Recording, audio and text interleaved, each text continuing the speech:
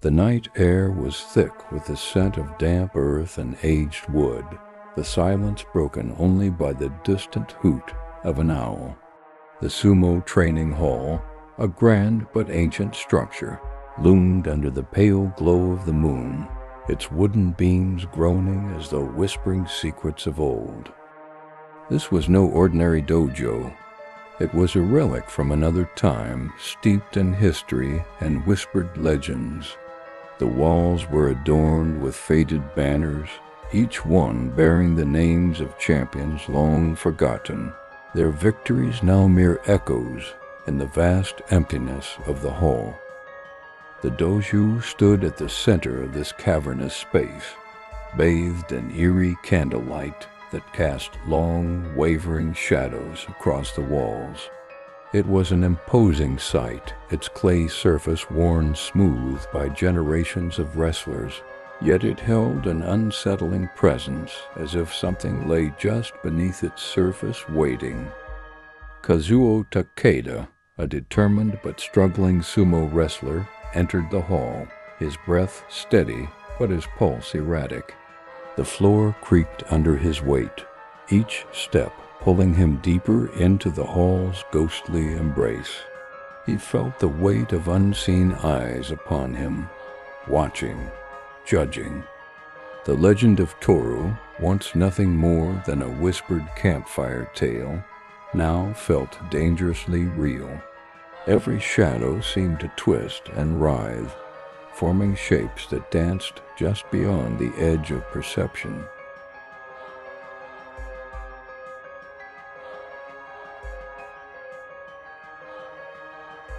Toru had been a prodigy, a force of nature whose strength and skill on the dojo were unmatched. But his brilliance came at a cost. Consumed by ambition and an insatiable hunger for victory, Toru became ruthless, pushing himself and others beyond their limits. His matches were legendary, but so too were the injuries he inflicted, both physical and psychological. Some said he didn't care about honor or tradition. He cared only about domination, about proving himself superior to all who dared challenge him. The turning point came during the Grand Tournament of Shadows, an event steeped in superstition and secrecy.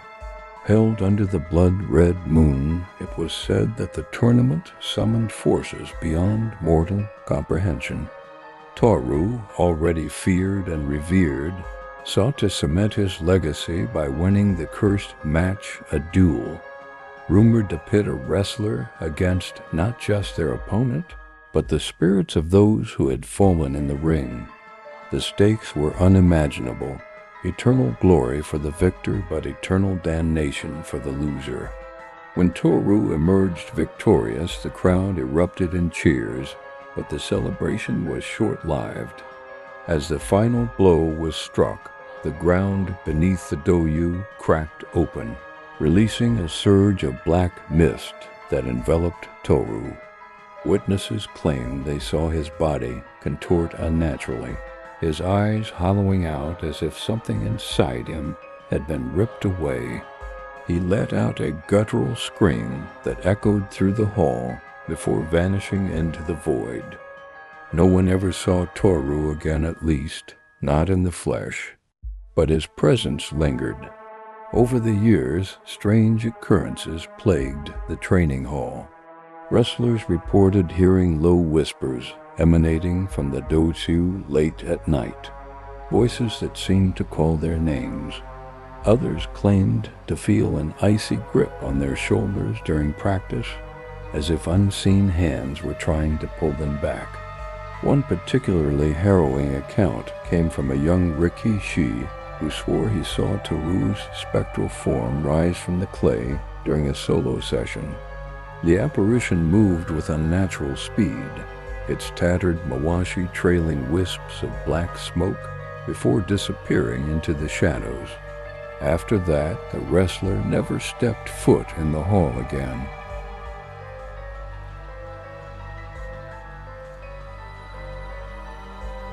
Master Daiichi, the current head of the dojo, often warned his students about the curse tied to the Dohyo. Toru's spirit is bound to the ring, he would say, his voice grave. He seeks vengeance not just against those who dare challenge his legacy, but against anyone who steps onto his sacred ground. Despite these warnings, Kazuo had dismissed the stories as mere superstition, a way to keep younger wrestlers in line.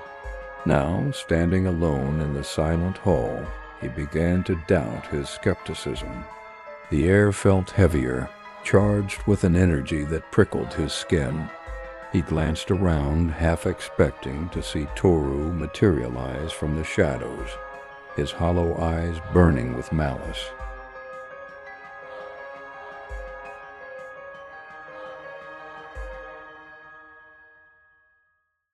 Kazuo's thoughts turned to Master Daichi's parting words earlier that evening. Do not underestimate the power of pride, Kazue. It brought Toru to ruin, and it will bring you down as well if you let it consume you. At the time, Kazuo had brushed off the advice, chalking it up to the old man's penchant for dramatics.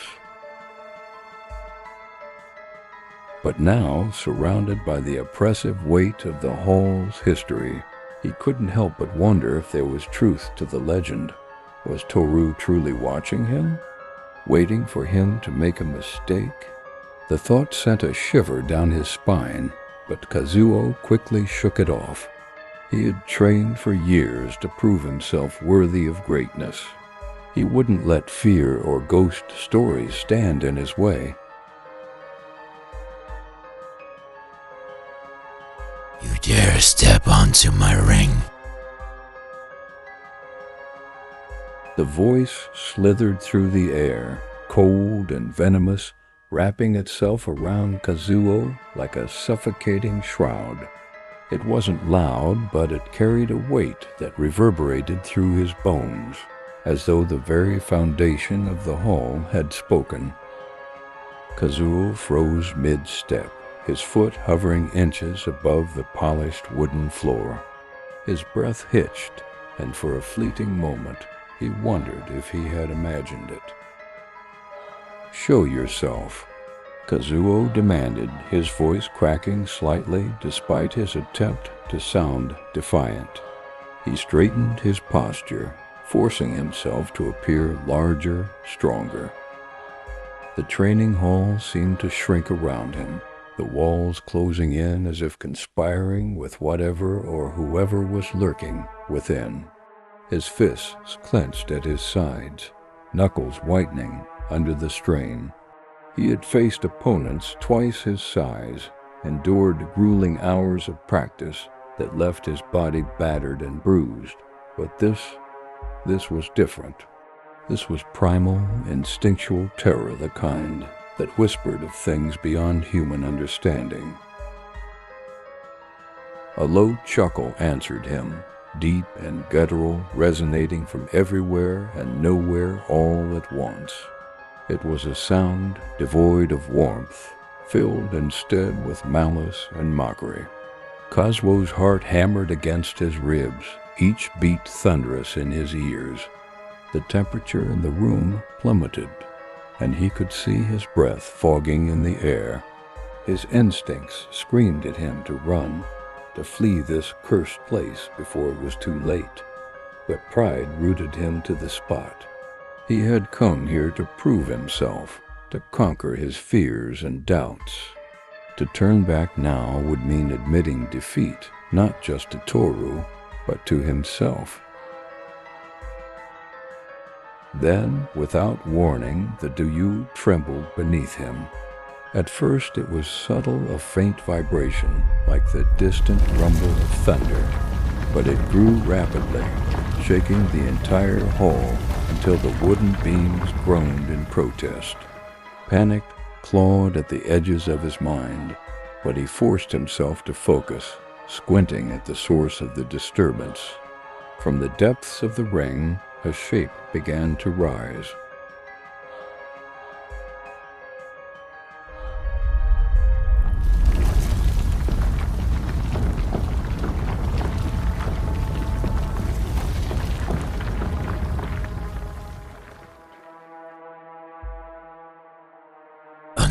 fool who thinks he can claim my ring.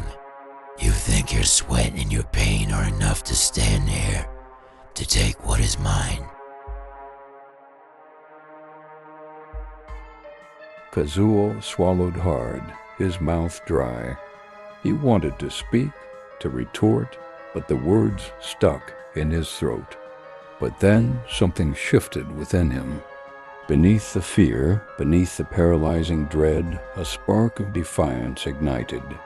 He had sacrificed too much to let some vengeful spirit dictate his fate. Summoning every ounce of courage, Kazuo squared his stance, planting his feet firmly on the trembling ground. You lost your place here long ago. The ring belongs to the living. Then fight me, and let the Dohyo decide.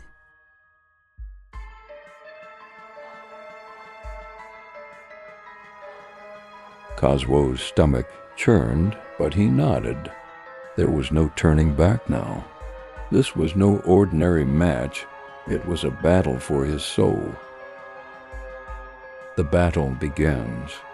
The air crackled with anticipation as Kazuo and Toru circled each other, their movements creating a tense rhythm that echoed through the cavernous hall. Kazuo's muscles were taut, every fiber of his being focused on the towering phantom before him.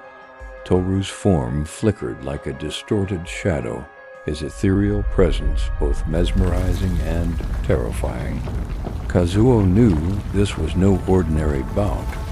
It was a clash between the tangible and the intangible, the mortal and the spectral. Toru attacked Kazuo with supernatural speed. Kazuo dodged, realizing Toru wasn't fully physical, making normal attacks useless. He managed to briefly solidify Toru with a shoulder charge, but Toru retaliated, knocking Kazuo down. Despite exhaustion and injuries, Kazuo tricked Toru into overextending, then hit him repeatedly. Toru's laughter grew maniacal as he continued attacking. Finally, Kazuo and Toru clashed in a powerful final move, leaving the outcome uncertain.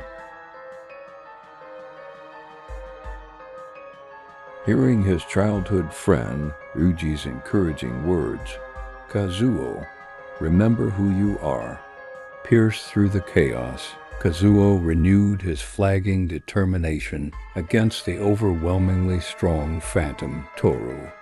Ryuji's voice, though distant, reminded Kazuo of their shared dreams and the promises they made to never give up. Remembering their countless training sessions and the techniques Ryuji had helped him perfect, Kazuo used Toru's momentum against him, weakening the phantom's spectral form. Ryuji's past lessons about inner strength, not just muscle, fueled his resolve. Declaring he wouldn't lose, Kazuo launched a final, powerful assault, channeling the combined spirit of all wrestlers before him. He struck Toru with all his might, finally defeating the phantom and breaking the curse that had haunted the Dohyo for generations. Exhausted but victorious, Kazuo collapsed, remembering Ryuji's unwavering belief in him.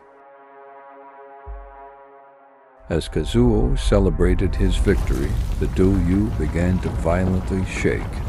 Toru, trapped in the ring's center, screamed as shadowy tendrils pulled him into cracks that opened in the ground.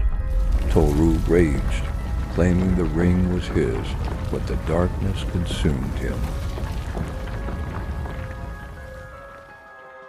Kazuo watched, horrified, as Toru vanished, but not before warning that this wasn't over. The hall fell silent. Exhausted, Kazuo wondered if he had truly broken the curse or just postponed its return, the victory feeling hollow and tainted by Toru's threat. The hall became eerily quiet after the battle. Though exhausted and sore, Kazuo felt a sense of accomplishment for defeating Toru and breaking the curse.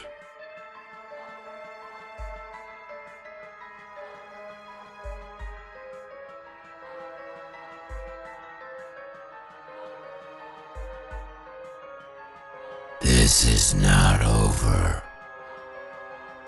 Despite this, Kazuo recognized the magnitude of his achievement and resolved to continue training, ready for future challenges. He understood his journey wasn't over, but that he was now part of a larger wrestling legacy. He left the hall with a renewed sense of purpose, carrying the weight of his victory as a badge of honor.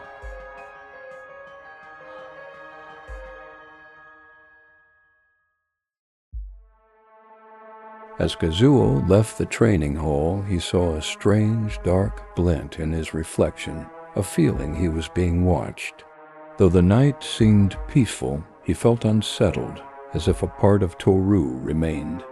Toru's warning, "This is not over," haunted him. He wondered if the curse was truly broken, or if it had found a new host.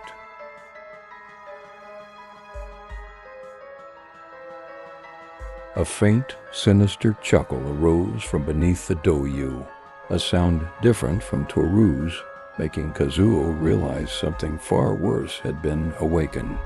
He was drawn back to the hall, where the cracks in the Dohyo seemed to pulse with dark energy. The laughter intensified as shapes moved within the shadows. Realizing Toru's curse was a gateway to something more malevolent, Kazuo tried to flee, but was pulled back to the Dohyo. In the darkness, glowing eyes appeared, a voice welcoming him and declaring it was his turn. Overcome with fear, Kazuo fell to the ground as the shadows engulfed him, the triumphant laughter echoing once more.